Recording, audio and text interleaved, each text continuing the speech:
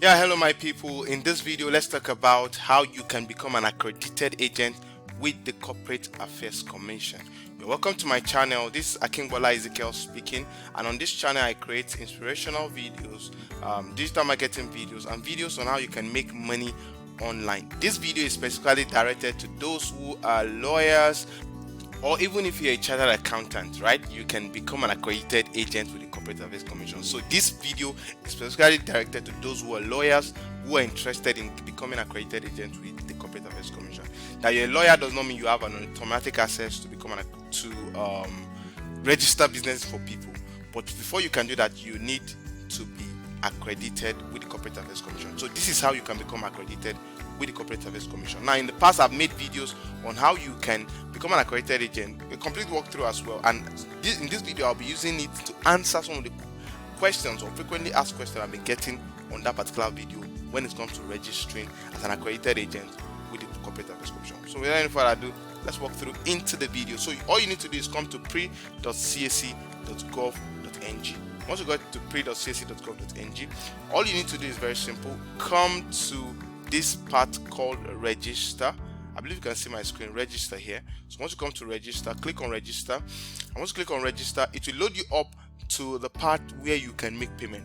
Now this is where so many people make mistakes, so I need you to pay attention at this junction, right? So you can see that there are phone numbers, the two options here. So there's a phone number. Now I'm going to insert the phone number I've used before now for this process, right?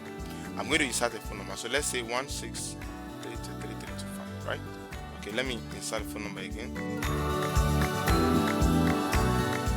So this phone number, just a minute. Okay, you can see that it's loading up. So this phone number has already been taken. So most people, when they get to this particular level where the phone number has been taken, they become confused and worried. They don't know what to do.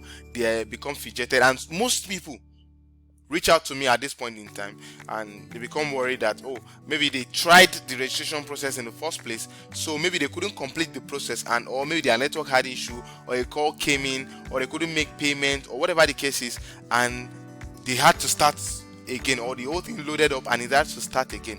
So what you do, this is what you do when you find yourself in that situation whereby you have already attempted the first time and you are putting that same phone number again. What you do is simple. All you need to do is make sure you get another phone number. That phone number can be yours or a friend's, but make sure it's somebody that is close to you. So you need another phone number to be able to proceed with that. The second option is this. Let's say you've used your phone number and you don't have another phone number, access to another phone number. Now you come and use the NIN option, right? Use the NIN option. Use the NIN option. So you can insert 11-digit NIN here and then proceed with the registration process. So your NIN should pop up and allow you to go through the process. So it is either of this option, not two options. I don't know if you get what I'm trying to say. It is either of the options, not that you need to provide your phone number and the NIN number as well. So if you have your phone number that has not been used before, use it here and then proceed with the process. But if the phone number has been used and you don't have access to another phone number, go ahead and use your NIN. Or if you are using your NIN in the first place, right, and you come back and when you insert the same phone NIN now, it will not go through because it's going to tell you that you started the process before now, right? And then it's going to keep telling you that NIN is required or NIN has been used before, right? So you need to just make sure you get a phone number, another phone number, right? So once you get another phone number, you can now proceed. So get an alternative phone number.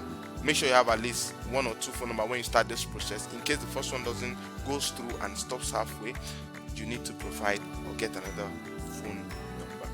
Now you can see these two options here, right here on this left hand side here, right? These two options now are seen here.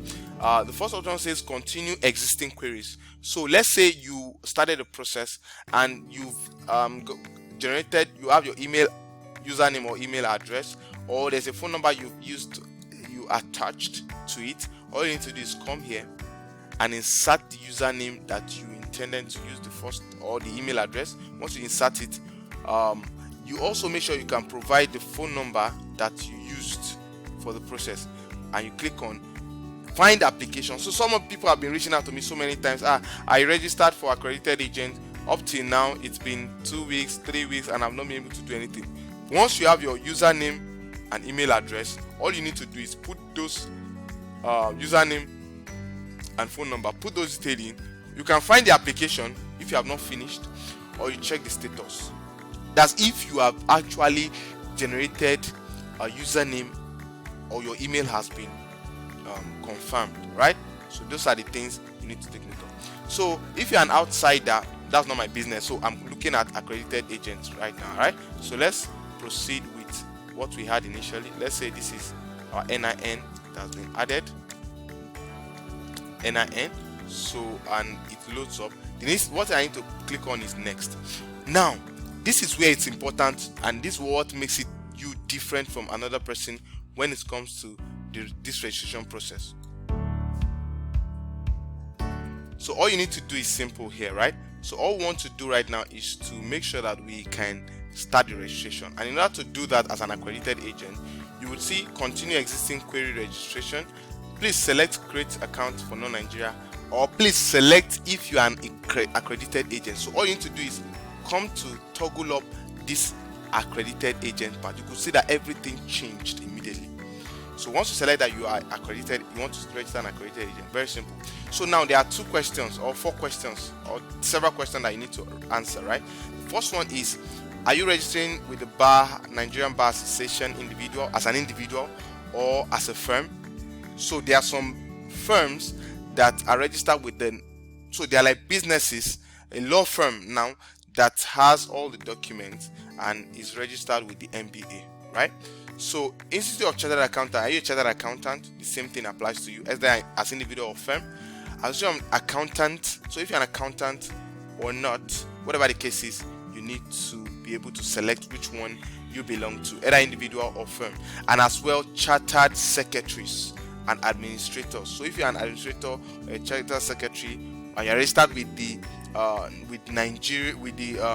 Institute of Chartered Secretaries, you can also apply. So these are the 4 set of people: lawyers, chartered accountant, chartered accountant with the chartered accountant that are with the Institute of Chartered Accountants, accountant as well that is with the Association of National Accountants. So accountants can be on either of these 2 levels, either Institute of Chartered Accountants or those who are with the Association of National Accountants. So I don't know why that complexity is there, but you understand what I'm trying to say, right? So the 3rd set of people that can do this is Institute of Chartered Accountant as well.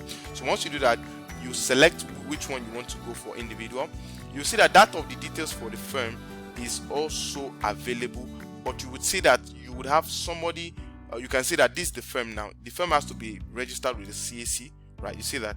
So, and you provide all the details, but an individual who will be authorizing the process will be used, the details will be needed in this place, right? So now let's quickly go ahead and instead of in the firm, let's do for individual. So you just randomly put in details here. Let's put in details here. Let's put in details here. Select date of birth. The person must be more than 18 years, right? Let's scroll and select 18. Make sure that the person is older than 18 years. Okay. Gender, nationality, phone number. Make sure the phone number is correct and complete. Phone number should be something like that. Okay. Email address. So you can put in an email address, whatever the case is, at gmail.com. Confirm the email address as well. Put in the same thing. Make sure the username you are putting is something that you can remember. So one of the mistakes most people do is that the username they provide is not something they remember or they've forgotten it. So it must be something you are consistent with, right? So that's what your username should be. So put in your password. I'm putting my password right now. I'm putting in my password right now. So in the whatever the occupation is, address, put in the address, put in the address, put in the address, put in the address here as well. So put in everything necessary. And then for the ID card, don't forget to have already put in we started with the national ID card part, right? So you click on save and continue. It's telling me that I didn't put in something. Okay, this username has been taken, right? So let's put in another username. I'm not really interested in the username, so let's just do that, right? So I am done. Okay, so let's go ahead and click on save and continue. Once I click on save and continue, I'll be able to proceed to the next level, where I will be asked for some documents. You can see that okay, so you can see that this is the email address I used and this is the password I generated, right? So now let's go ahead and upload. So these are the things you'll be uploading. Signature. Your signature must be in picture form. Signature is important. Passport, photograph, evidence of identification, right? Evidence of identification is your means of identification. That's the evidence of identification. National ID card, international passport, voter's card, and other driver's license and other things. Qualifying certificate. So what your qualifying certificate, whatever profession you are in, your qualifying certificate is important. NYC discharge certificate is also crucial, right? Or the exemption letter of your NYC. Current practicing fee, the receipt of it must be uploaded, right? So let's just get something to upload here. So let me quickly upload some pictures here. Okay, let's just upload this.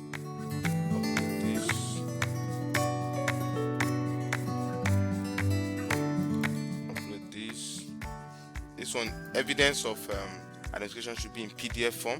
So we'll just upload something.